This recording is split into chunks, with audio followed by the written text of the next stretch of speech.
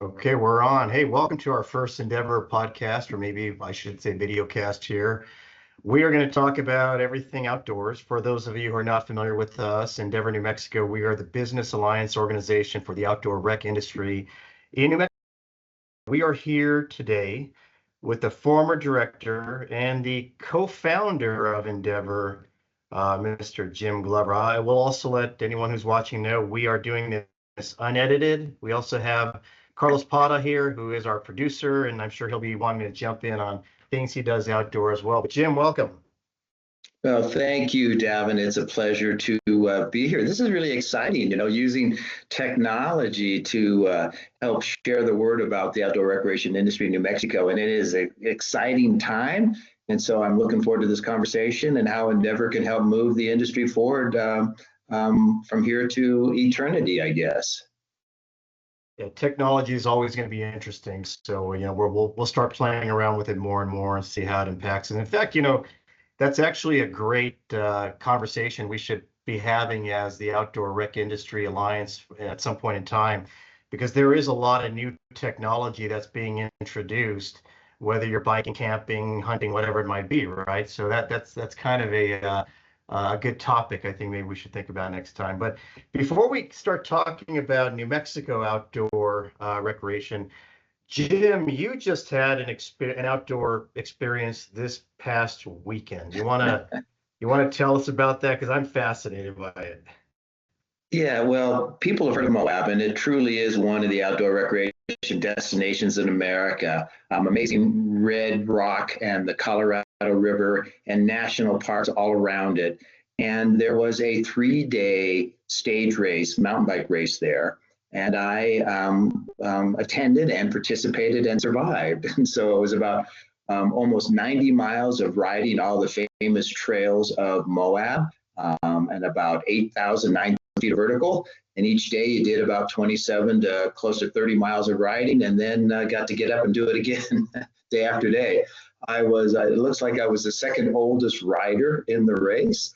But I still managed to get 12th place out of the 60 plus category. So I'm excited. I survived. I crashed a few times, toppled over a few times, have a few bruised and even a bandage on my finger. You can tell it was horrible, but all in all, it was a great experience. But really, what it proved to me is that when a destination, a community wants to really make outdoor recreation a primary sector, it can.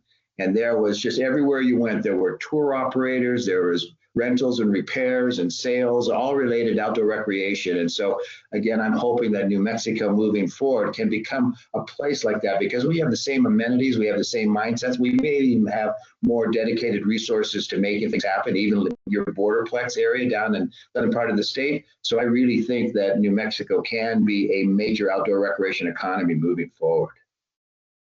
Well, and going forward, another topic for this conversation later on can be how us over 50, older than 50 guys, how we can compete outdoor in the outdoor rec activities. But no, that's fascinating. So let me just ask you, so was it something you woke up every day to, there was a 30-mile loop you had to complete, or how did that work out? Yeah, because Moab has such an extensive trail system, over 200 miles of trails. Each day there was another race at another trail section. So one day it was something called the Lower Porcupine. Another day it was Mag 7. Another day it was Bar M/Clonzo. And so sometimes you were out about 10 miles from town, and you'd start there, and then you'd ride about 30 miles up and over. And then so it was everything you can imagine, from big rocks and sand and road and single track and Jeep track and just about everything. And I have to say, because I was impressed, there was only one woman in the race over 60, and she became a friend of mine. Her name is Heidi. And in fact, she took up mountain biking because she had some heart issues and she needed to get back into shape. And so now she was the only woman in this race across the whole country. And I barely beat her. So, but then the guy that beat me, literally the person in front of me had one leg, and he was able to ride those almost 90 miles with one leg. And so you want to talk about inspiration and what outdoors can do for people. His name is Brett. We had a nice conversation. He's from Washington. And it was just amazing to see him doing his thing mile after mile and also beating me. Yeah,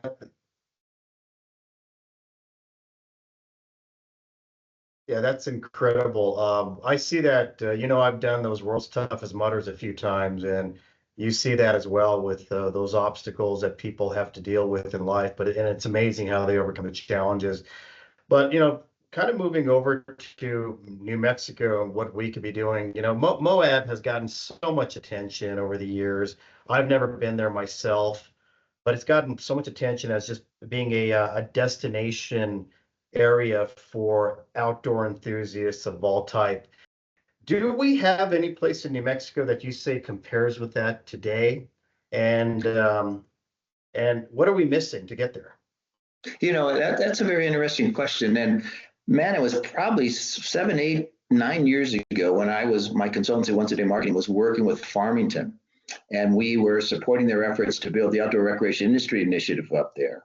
And because they're near the Colorado border and up in the north, we said, hey, you ought to go visit Moab and talk to them about what it is when you start building an outdoor recreation economy. So they did that tour. They went up to Moab. They met with the officials up there. And the one thing that Moab regretted, which is the one thing I think that we're doing right here, is that they really focused on the outdoor experience and not the job career side of outdoor recreation. So they don't have gear manufacturers. They don't have those kinds of things, those e-based jobs that we like to talk about.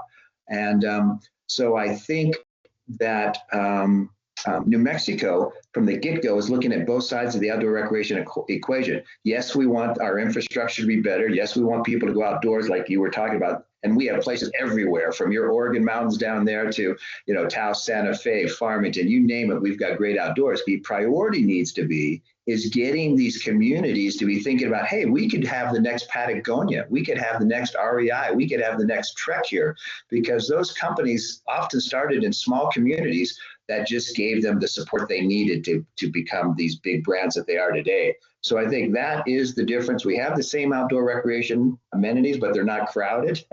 Saw a couple of guys at a coffee shop in Santa Fe with their mountain bikes hanging off the back of the truck. And I say, hey guys, what are you doing? You got great trails in Colorado. They go, yeah, but they're crowded.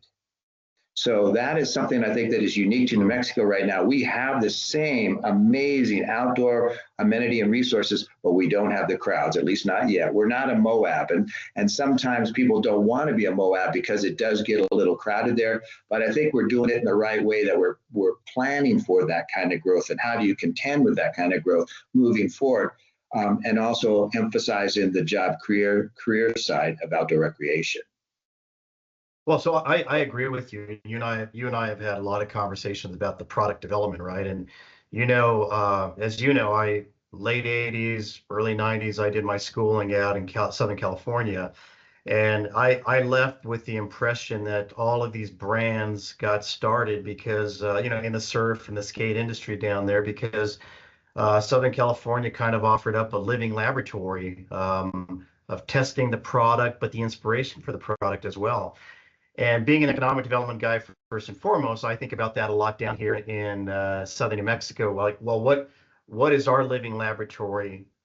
What does that provide value for? Is it the backpackers? Is it what I've heard is we have some of the longest gravel trails anywhere in the country. So do we have are there certain types of treads for bikes or shoes that make sense for this to become that testing ground, but inspirational area for it?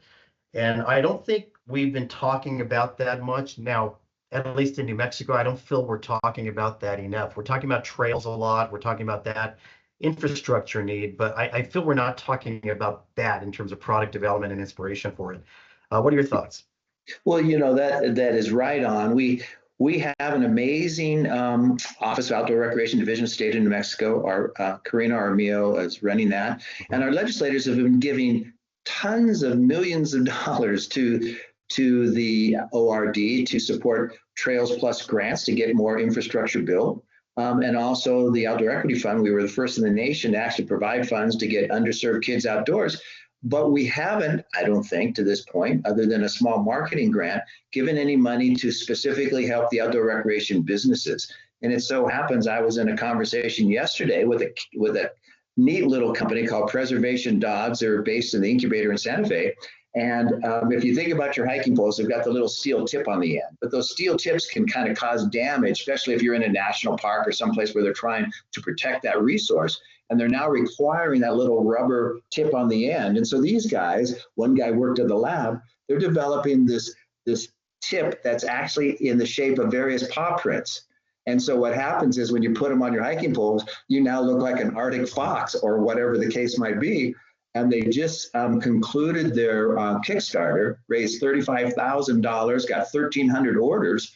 And people are thinking, how cool is it to be able to put something like that on the bottom of your hiking pole to protect the land and also kind of leave a little remnant of your passing through. And they're also thinking about it even for senior canes and other sorts of stuff, you know. And so that's just one idea from a couple of guys in New Mexico that, who knows, this could be a big, big brand moving forward where everybody wants a Preservation Dog's paw on their hiking stick.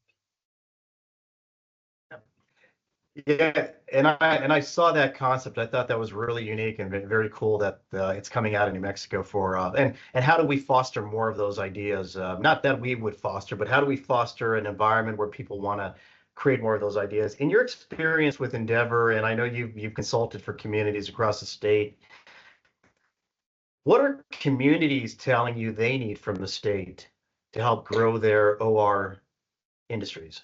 You know, and it is interesting. I've been working with lots of clients related to outdoor recreation. I mean, everybody from Farmington, which was large, to even right now under contract with Santa Fe and Santa Fe County and McKinley County. And we just finished a work plan for Rio Communities, one of the newest communities in the state of New Mexico, all focusing on outdoors. And I think the thing that's happening right now is they're finally getting the idea, the notion that the OR sector can be a big deal.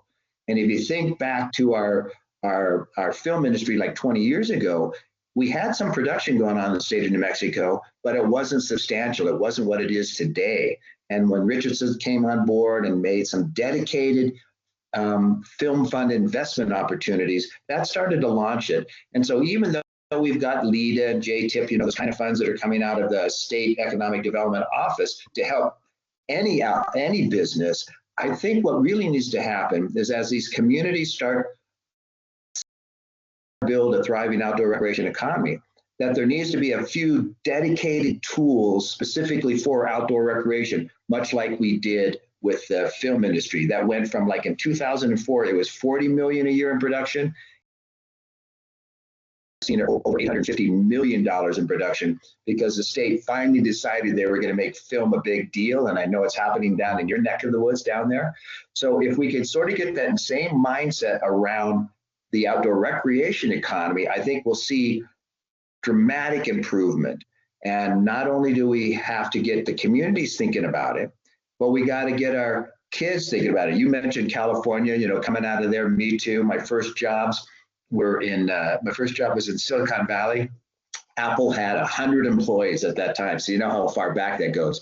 I heard that they're up to 200 employees now. So they've had substantial growth over the years. But what we have and what was existing in Silicon Valley was this entrepreneurial mindset to be the next Apple, to be the next whatever. And we don't quite have that here. We don't have that entrepreneurial spirit like you and I were talking about California. Somebody may own a tire shop, let's say, in a small rural community, and really their goal that day is just to get the tires on the cars. They're not necessarily thinking about opening 5 more tire shops.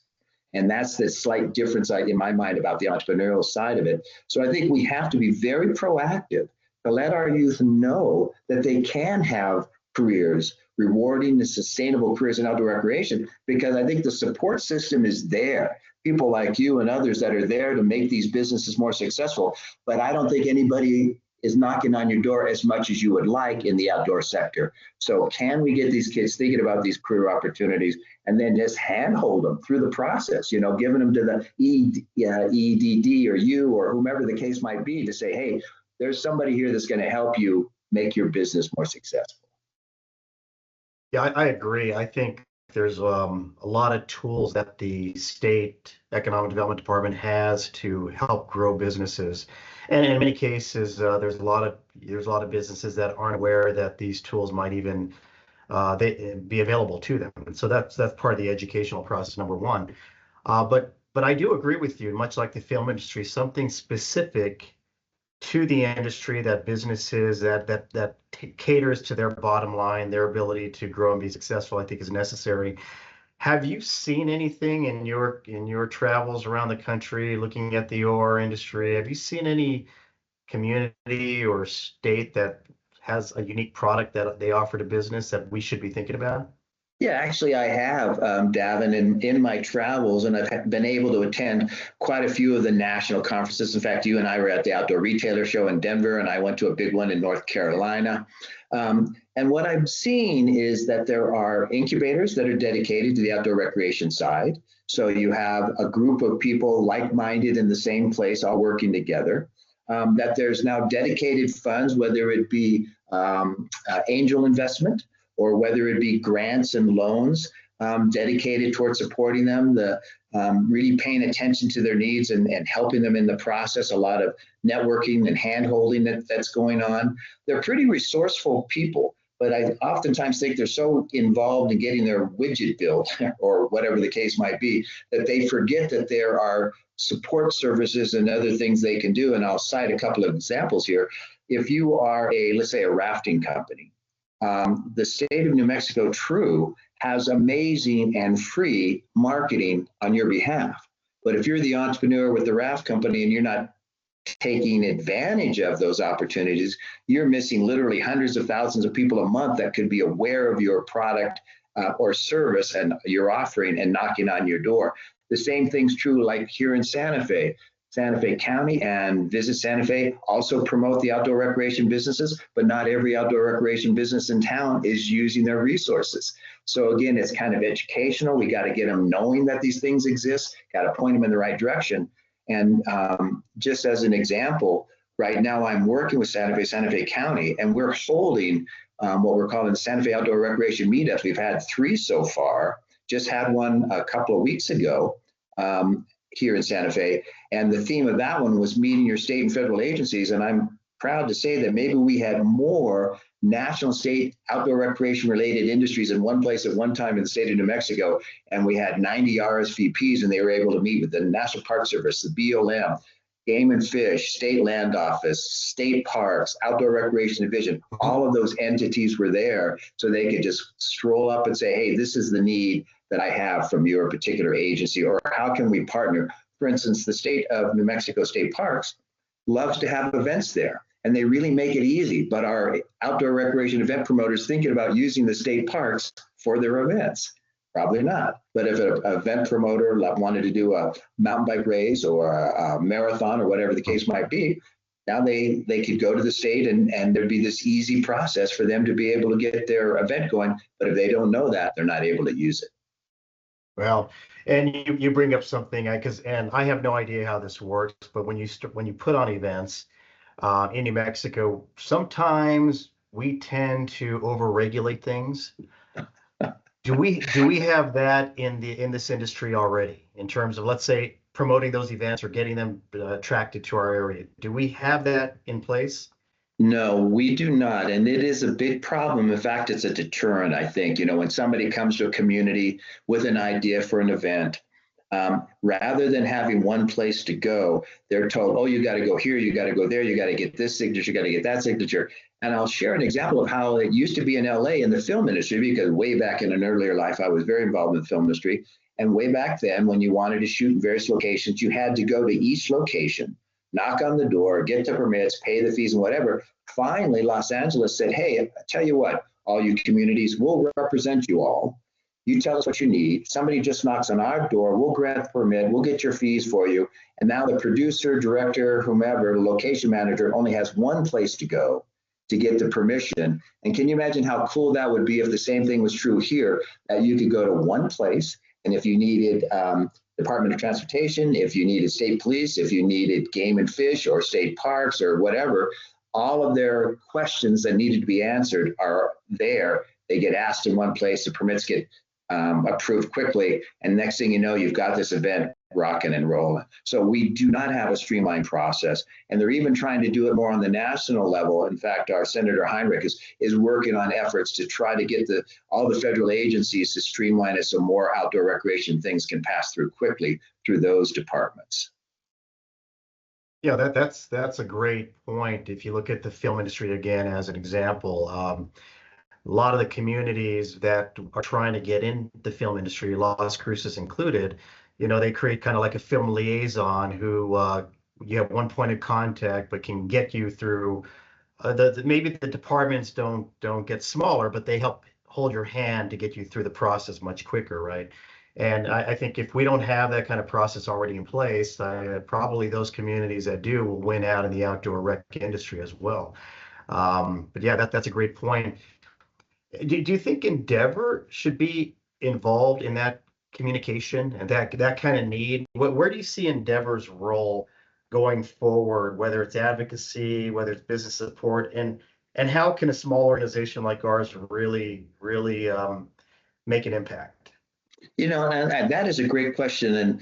And endeavor's been around for about 5+ years now. When I was working with Farmington years ago, I saw a need to really create a voice for the outdoor recreation industry because the businesses were all in silos. Mountain biking was here and fishing was here and hunting was there, and they weren't necessarily talking to each other. And so the early years of this organization, I think we were able to bring those people together and identify that there is a need for this organization, be able to create an identity within the state of New Mexico and nationally for endeavOR. But your question now is like, where do we go moving forward? And I recently stepped down, as you know, we're trying to retire here one of these days. And I think endeavOR truly can be the voice for outdoor recreation. When you look at the logo but it's behind you right now, Davin, you can see the OR. And when we designed the logo, it was intentional. We wanted to make sure that the outdoor recreation industry, OR industry, was seen as its own thing, because at that time, a lot of people were overlapping it with tourism and whatnot. And even though there is overlap, OR is its own thing. And so I think the stronger that endeavOR can be to say that outdoor recreation is important, to be able to get our legislators to be thinking about funds specifically geared towards growing the businesses of OR and the marketing of OR, because as you know, there's a lot of funds sometimes to help you get something manufactured and to design it and whatever. But once you get it ready for the market, there's typically $0 to help you get it out the door. And so now they're struggling for the sales. Go ahead. Yeah, no, I was gonna kind of add on that. You and I talked about this in the past, and my experiences from going to the outdoor retailer show for a few years in a row. At least at that time, it sure seemed to me that maybe 80 to 90% of all OR products were being made in Asia. And, we can talk about tariffs another time and all of that going on. But one of the things that made what they do in China so interesting was that hand-holding approach, where an entrepreneur can just have an idea, go to one person, and they can get you from concept to small production runs to large production runs all in one conversation. And I've always felt, I've always felt with if we lean in more to our relationships with our partners across the border who have a lot of manufacturing expertise, if we were able to kind of replicate that same process, the hand-holding process to get them going, get products made, production runs tested with a Kickstarter campaign, whatever it may mean, I think New Mexico is in a really neat geographic location to accomplish something that maybe maybe California and Texas can only replicate. But anyway, what do you think of that? Do you think that's still an opportunity, especially now with tariffs? Yeah, and I think it's huge, and I love the idea of that. Put it on the back of a napkin. That mindset there. Don't need the 5,000-page business plan. They knock on a door like MVIDIA, your organization, because they know that's the go-to place for trying to build up an outdoor recreation business in southern New Mexico. You handhold them through the process of manufacturing on the border there in Mexico, and then they truck it back in the United States, assemble everything there, made in the USA. I mean, the benefits there are huge. And again, it's just if the rest of the industry knew it, if startups knew it, or other firms from other states knew it, they probably would knock on our doors. And I think, again, that's really the focus, going back to your original question of how do we grow all of this, but by getting the state behind that more and more and more, and getting our legislators and EDD and ORD, the Outdoor Recreation Division, is now paying more attention to that. They know that the trails are being done. They know that the kids are getting outdoors. So how do we now build that next segment, which is the job career side? And Karina and her crew, I think, are starting to do a really good job. In fact, we did a survey, my consultancy for the state, on the outdoor recreation industry here, and we had 105 responses, but only 16 were loosely categorized as manufacturing. Many of them were, tour operators and guides and other sorts of things. And so I think we're really at ground zero to be able to build this sector. And we know that manufacturing is creates jobs. It brings in money from outside the state. And so and we have this little secret sauce that you and I've talked about too, Davin. It's called the national laboratories. So we have the ability to use some of that knowledge coming out of the labs to innovate gear manufacturing in ways that nobody else has even thought of. I keep visualizing some tent you pop up, and in the fibers, there's some micro things that are capturing energy that you can just plug all your electronics into your tent, and you didn't do anything but just pop your tent up. I don't know if that's feasible, but those are the kinds of things that I think New Mexico has to its advantage, because we have the labs as well, and most places don't. And you're circling back to what we started with, how technology is really kind of integrating itself into the outdoor industry, in terms of product creation by the entrepreneurs who are, kind of putting these things together. And kind of, you're right, it is a secret sauce, everything from technology to manufacturing, and trying to bring that all together is exciting, but it's still we're at the infancy. It's a long way to go. We're kind of ending this now, but Jim, before we go, I have two questions.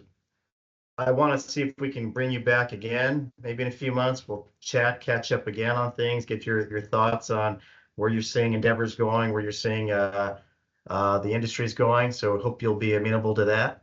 But I guess the last thing is, for all the members of endeavOR, any words you want to provide to them? Well, yes, and I would say that we started endeavOR doing that little thing called COVID. It was in the business plan. Don't start this organization until there's a major pandemic across America. So we waited for years to launch this thing. I'm just kidding. But we had to launch it at that time. And so we didn't know anybody. We had to do it all online. We had to prove ourselves via what we were trying to accomplish. And I think we're at that point now that you guys, the existing board, has an opportunity to say, hey, we're taking endeavOR to a new place. We're really going to be the voice for the outdoor recreation businesses. We're going to try to support your efforts to be more successful. And what I love about endeavOR is that everybody that joins it is like-minded. They might have a different sector, but they all have this appreciation for outdoors, and they want this sector to grow. And I think if endeavOR can establish itself as being that voice, both within the state and on the national side, that this organization can be around for a long time. And that was the original hope when we started it. And I think that your leadership now and the board and what you're trying to do will enable that moving forward. And I'm excited about that. And to answer your question, yes, I'll come back anytime to talk outdoors. It is my passion, as you could see. And I just want endeavOR to be that voice for the outdoor recreation side of things. Force of nature is the tagline for endeavOR. And I really think when you pull all these people together, all these businesses together, and the partners, endeavOR truly is and can be that force of nature for growing the outdoor economy. Well, you did a lot. I mean, you grew the organization and put us on the map here in New Mexico. So we want to do everything we can to keep it growing and build upon what you've done. So we thank you, Jim, for everything, and you and Marion. So, well, thank you so much. And again, anytime. And like I said, we're still working with communities. We're still out there. So maybe we can bring some things to you that you can help us. Perfect. That sounds like a plan. Well, Jim, thank you, and we'll be in touch soon. As always, keep on bike riding and.